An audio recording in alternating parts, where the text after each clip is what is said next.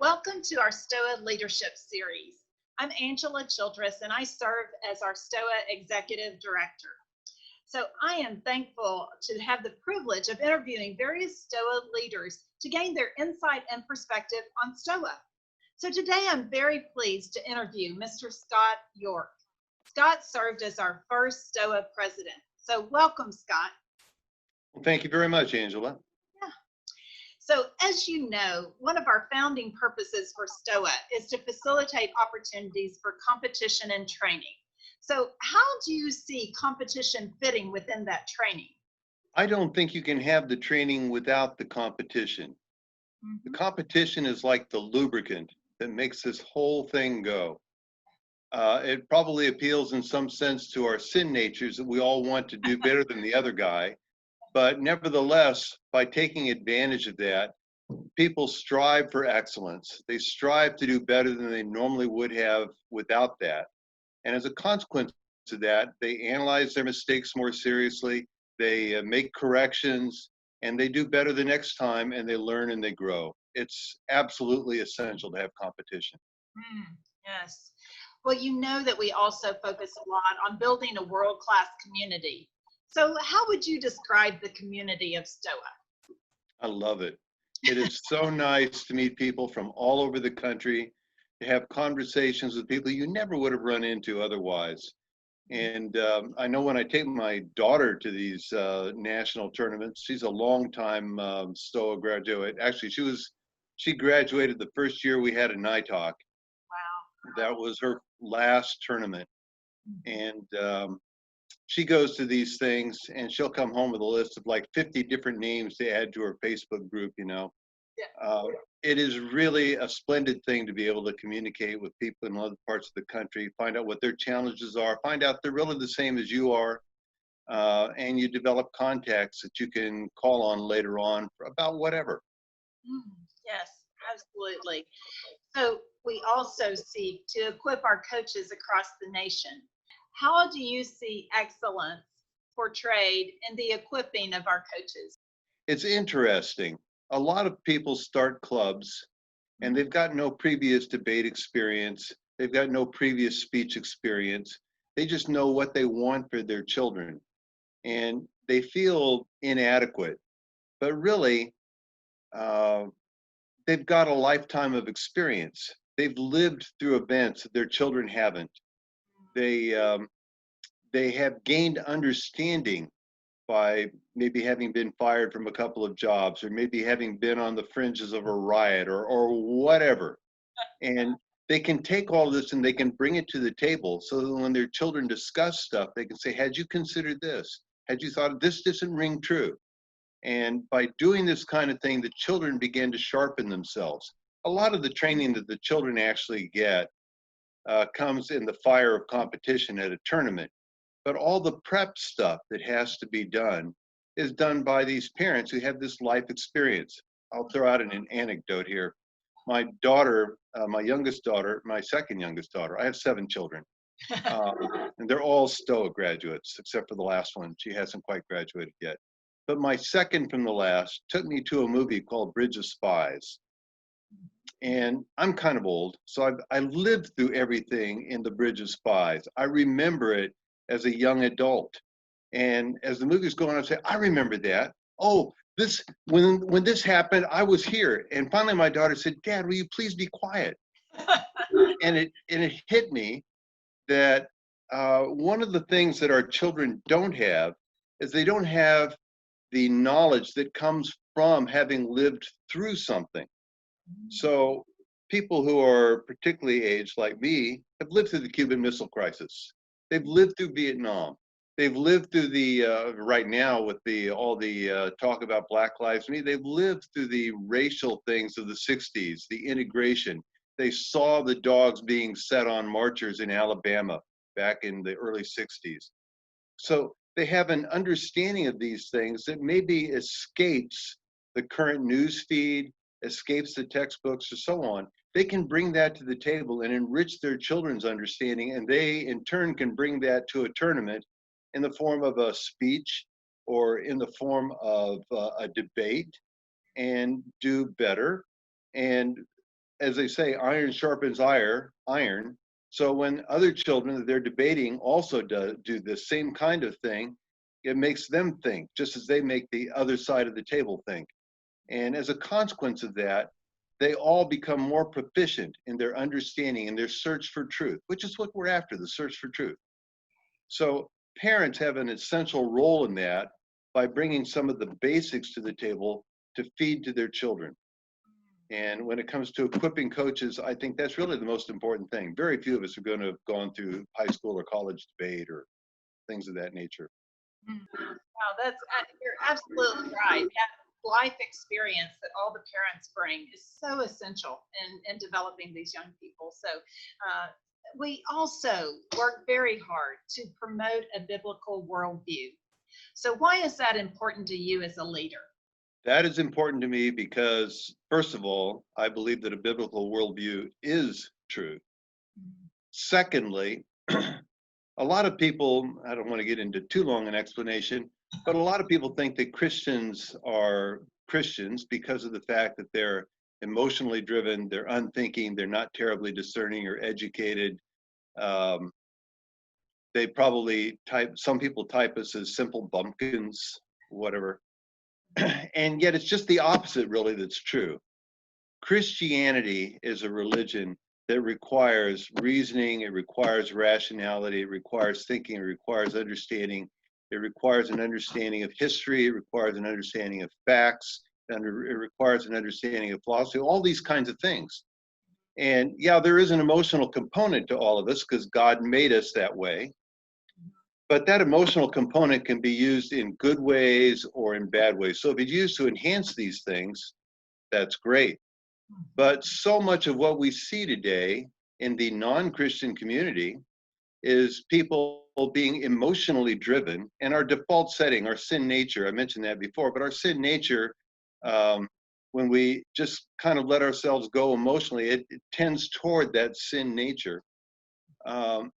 So a lot of these people get out there and they start behaving emotionally driven, because they haven't got a Christian worldview and they haven't learned how to reason, how to think, how to gain understanding. And you see them shutting down free speech, for example. You see in certain environments, opposing points of view are not tolerated anymore. And this is exactly antithetical to what Christianity is all about. We're in search of the truth. And we do it in speech and debate by setting one person up against another person of a countering point of view, and they argue it out, antithetical reasoning. And hopefully the judge at the end of the arguments can say, oh, this is where truth lies. And he awards a winner.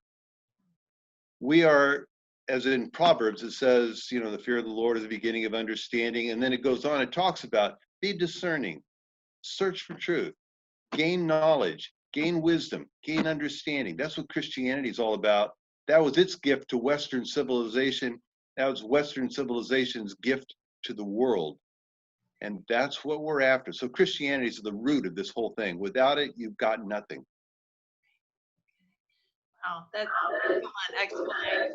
Yes, much needed in our world today. So, well, as you know, an ongoing purpose of STOA is also to share the benefits of speech and debate with the homeschool community. So describe, I guess, how those benefits have come to play for you or your family.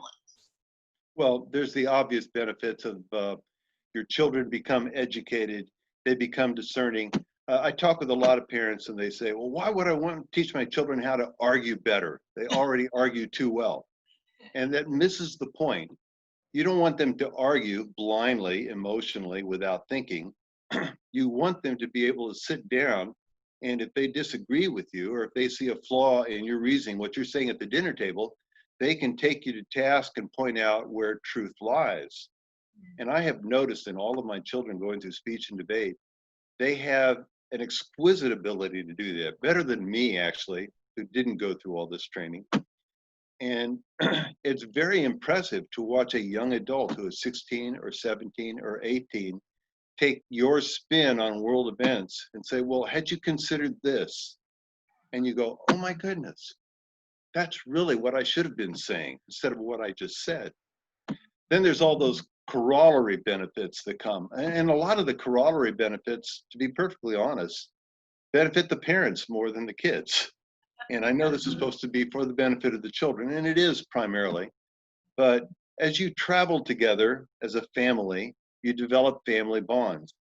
Dads find themselves more able to participate in the lives of their children and their growing up in this activity because a lot of times club meetings are scheduled at night when dads are free. Tournaments are on weekends when dads tend to be free.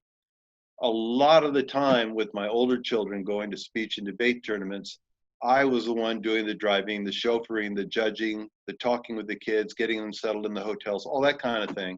While my wife was home with the younger children who couldn't travel yet. And it enabled me to participate in the life of the family. It brought the family closer together. The kids now have a bond. My son Nathan was just traveling with a group of his friends up through Northern California. And they stopped in at the home of an alumnus from 12 years ago. And while they were staying with them, this alumnus said, yeah, I like living in San Jose. My wife loves it, but we really don't want to stay here because if we did, our children ended up having to join, and I won't say the name of the club. It was our arch enemy. They would have to join such and such club. And that launched the two of them off. And for the next hour, they were talking about speech and debate stuff. So it gives them a common medium with which to interface with other people who've also been through this experience. Not to mention the skill sets that people acquire that launch them off in so many professions: journalism, law, the pastorate, and so on and so forth. It's just been a wonderful, and it's our family sport. Yeah.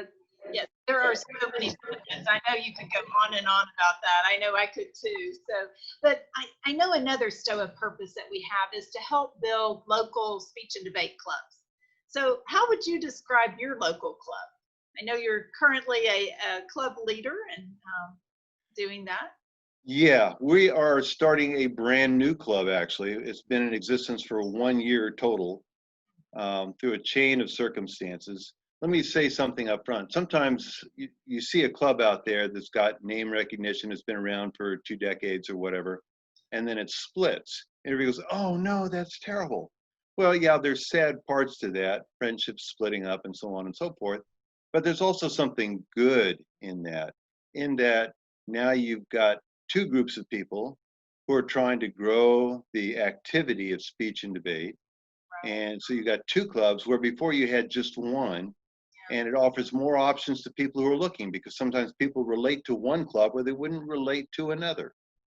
And this kind of thing over and over and over again has really enriched the landscape, at least in the state where I live. So we're a result of that. And now we find ourselves, before I was in a club that was able to draw only from one homeschooling group, just because of the way it was structured. Now I'm in a club that can draw from any homeschooling group. We're trying to get this thing going. It's growing by leaps and bounds.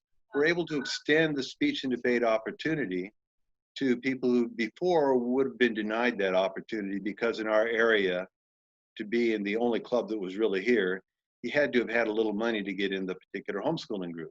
Now that's not a thing on the table. And it makes it more accessible to people. Did that answer your question? Yeah, I think it did. And also it just is so, it explains so much about divide and multiply. I mean, that whole principle, it can be a very positive thing. And I have seen it very positive within the club structures too, offers variety. So, well, one final question, Scott. In what ways do you see STOA achieving its mission of training homeschool students to speak boldly and change the world for Christ? Oh, wow. You know, from the very first year, I saw that happening. And I've seen it over and over again with each graduating class of students. They go out and they do such remarkable things. And even sometimes you look at a child and you say, I don't see this child benefiting from all they did. And then they go out and they do something that you couldn't have begun to do yourself when you're just out of college or just out of high school. And it happens in such unexpected ways. There was a group that used to meet, I'm in San Diego, so they used to meet in San Diego. And what they would do is they would discuss economic principles every other week on a Friday night. It's really kind of a cool deal. And one evening, we heard that they were going to have a special lecturer in who was going to talk about why the World Center bombing, the 9/11 thing, was actually an inside U.S. government plot. Whoa. And I thought, I don't agree with this at all. Well, that particular evening, I happened to take along my eldest son, speech and debate graduate. And when we got to the question and answer part, I mean, I just real quickly, because I was so angry and upset, I real quickly lost my audience. But my son jumped in at that point, and using his debate skills, he started questioning cross-X. And just step by step, he led everybody down this chain of logic as he got the answers from the guy who'd been giving the speech, until it was clear at the very end that this gentleman was totally out to lunch and that it was not an inside government plot. I had parents coming up to me 6 months after that whole incident happened, thanking me. Sorry. No, that's okay. I can only imagine how moving that had to be to see God's work in action within your son.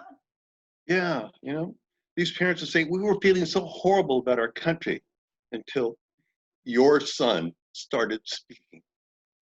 And his sisters, wow, in the car going home, they're going, whoa, Scotty, where did you learn to do that? That was so amazing.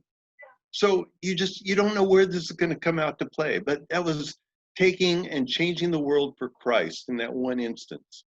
And that's what they do all the time. It is so wonderful to see. Amen. That's great. Thank you for sharing that story. Do you have any final remarks, Scott, that you would like to share with our audience? A lot of people say, I can't get involved in speech and debate. It takes too much time. We've got homeschooling to do. But speech and debate really, if you're going to be a true homeschooler, if you're really going to give your children the best, it needs to be the center of your curriculum. And yeah, if they don't get all of their math done in the school year, remember, we're not a brick and mortar school. We're not bound by that traditional school year. They can do like the Yorks did and finish everything up in the summer. Right. You know, and I can't remember the whole time I went to a public school ever finishing a textbook in any subject. So why is that suddenly so important here? Give your children speech and debate. If they can learn to communicate, if they can learn to reason, if they can learn to do research on their own, all the things that go into that activity, then all these other activities will come very, very easily. And you will have accomplished your mission as a homeschooling parent. Thank you so much. Thank you for your time today, Scott, and may God bless you in all that you're doing to glorify his name. So thank you. Thank you so much for what you're doing. I appreciate being here. Thank you.